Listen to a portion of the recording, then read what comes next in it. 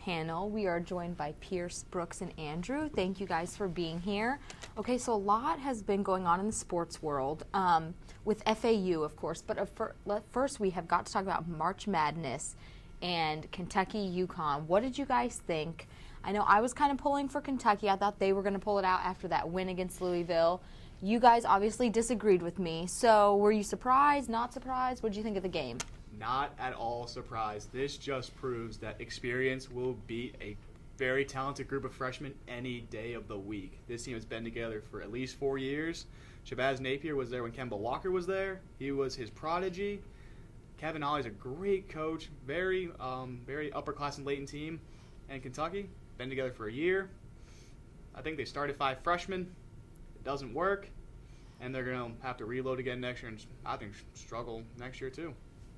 I mean, I agree with Pierce. I wasn't surprised. I mean, the 2 guards that UConn has, it's like Kentucky couldn't even get the ball to Julius Randle for most of the game. And the guards just kept on pressuring the Harrison twins. Yep. And UConn, I mean, they just, for some reason, when they get hot, like when they did with Kemba Walker, that whole garden scene, they start going crazy. I mean, they're 4-0 in national championship games, the men's. Yep. And so I wasn't surprised. UConn definitely played much better than Kentucky in that game. Well, I mean, I was a little surprised. I was definitely pulling for Kentucky, like a lot of people were. I think the 2 factors that made the difference were free throws and turnovers. And if you look at Calipari's team in history, they lack fundamentals, but they have extreme talent.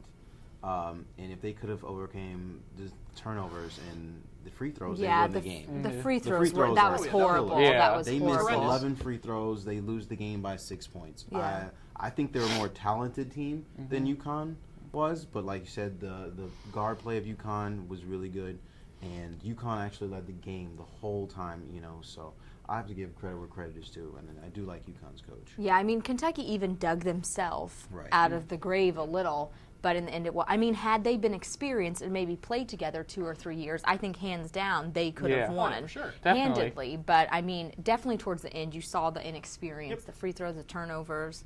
So it was almost kind of impressive that Kentucky was even able to kind of climb back and kind of stay with it. But I mean, when UConn is on, I mean, no one can stop them. No. Now to some FAU basketball. So, of course, we got big news this week. Pierce was actually there for the press conference as Michael Curry was hired. Do you guys like this hire? Were you surprised? I mean, there's been a lot of whispers talk about it. Why don't we start with you, since you actually got to interview him? I love this hire. He was in the NBA for like 10, 15 years, played in the league, was actually the head coach of the Pistons, and got fired for making the playoffs. I don't understand why he got fired from the Pistons or didn't get hired by the Magic or the Sixers, but he has a great pedigree, has connections in the NBA. He's done it all. He has a great system that he told me he wants to run an up-tempo offense, getting everyone involved and getting some bruising bigs to protect the paint.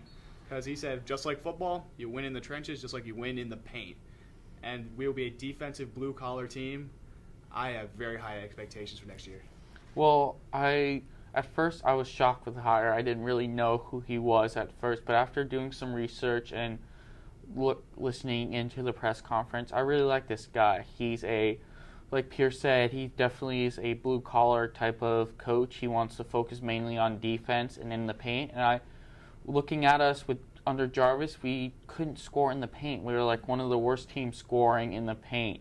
And so I feel that's definitely something that can help us. And then offensively, this up-tempo offense would definitely look good for us. So I feel like this is going to be a great hire. Just hopefully he can recruit guys to come here. Then I really like it. So yeah, I like Michael Curry. I love the background, like you said, the NBA background, also being in front office and being in the NBA and working with college players who their ultimate goal is to get to the NBA. I think that's going to be a positive thing for the future and also for recruits. And I think the upstyle tempo of basketball is definitely relevant in the game now. So if you can get that going and hopefully get some bigs that can play in this program, I think it would be great. Yeah, a couple things I like about him is, one, he's a player's coach, which obviously we have not had. That's been a huge problem. And, we should maybe mention this. FAU might be having postseason sanctions because the transfer rate is so high, making our graduation rate so low. And so this is going to be something he's going to have to deal with in future players. But, I mean, obviously not having a players coach before didn't work. So I like that about him. I like that he took a year off. He was traveling. He said he has connections in Georgia, Florida, South Carolina. So hopefully instead of kind of going all over the nation like we had before, you know, picking from New York, California, overseas, let's just focus in on the Southeast, Florida even, and recruit from our own backyard. So I was definitely surprised. I was not familiar with him before. But, I mean, I guess we'll see. And they definitely stressed how he is a great guy, integrity, character. So I think he's a good fit for the program. He fits kind of like that Charlie Partridge model. So it seemed he got a standing ovation when they introduced him at the press conference. That was nice. I think the campus is excited about him. Hopefully the team is as excited as we are. But we'll just have to see. I mean, recruiting is going to be the main. Do you guys think he's going to be able to recruit?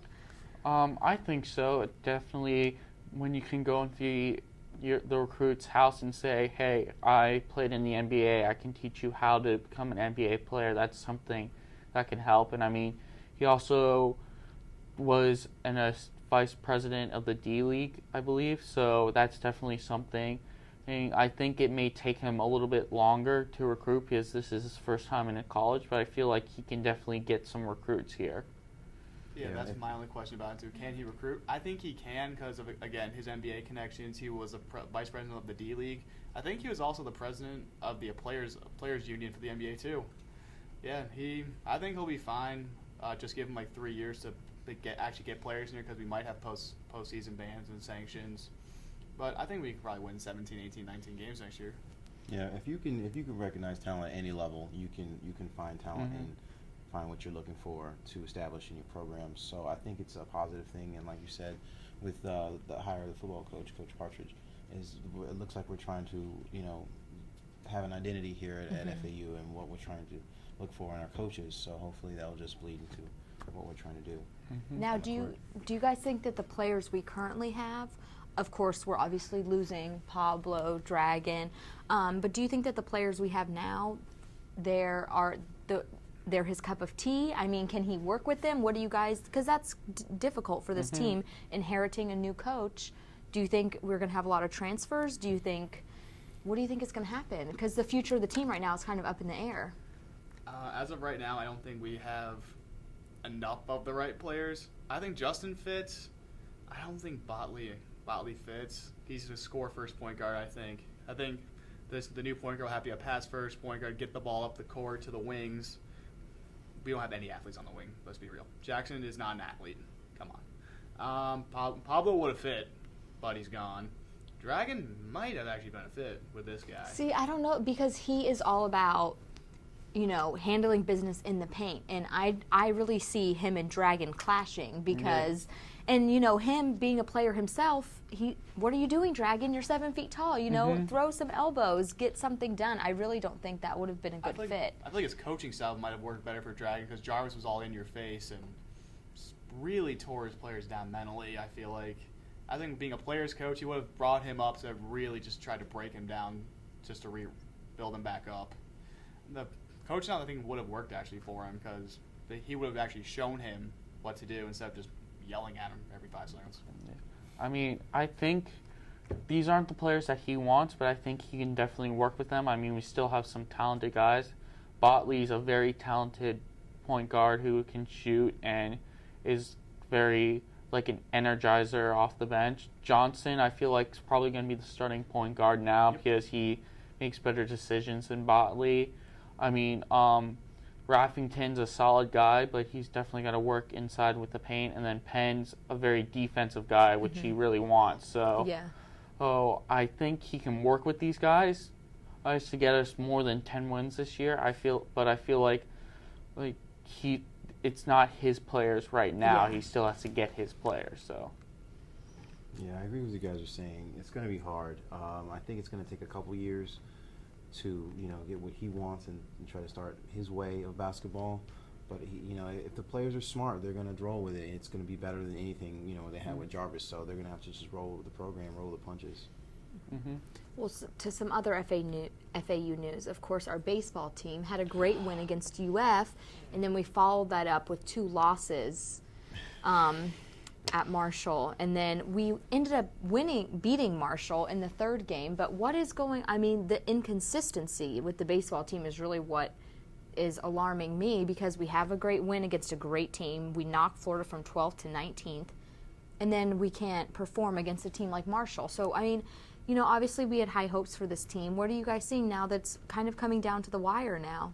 Well, what I'm seeing is I see that we're leaving a lot of guys on base. And the 2 losses against Marshall, we left 10 guys in one game and then 9 guys on the other. And that's just something you can't do. When guys get on base, you got to be able to get them in to score somehow. And even in the UF game, we had like 10 guys left on base or something like that. So the UF game shouldn't have been that close, in my opinion. Mm-hmm. But we're just not hitting that well. I mean, we lost a lot of key guys hitting, I guess. Our cleanup hitter really isn't the cleanup hitter that you're supposed to have. So I think just the hitting's not getting there. And then I feel like the pitching's just not has been solid up to now. But then they're kind of just like, well, I'm doing the best that I can. I'm not getting the win, so why even try anymore? So Sounds like it's a little too late. We have one good win, and then we just kind of just disappear against teams that we're supposed to beat.